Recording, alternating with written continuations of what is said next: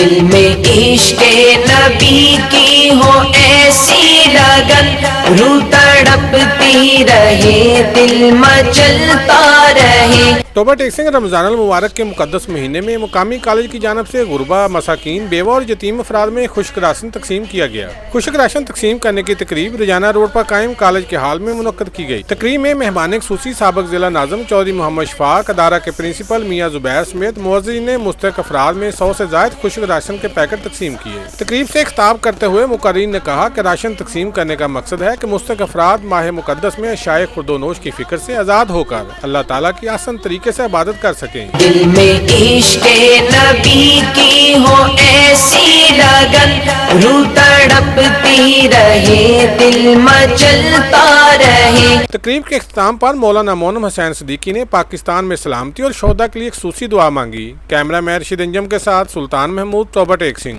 دل میں عشق نبی کی ہو ایسی لگن، روح تڑپتی رہے دل مچلتا رہے۔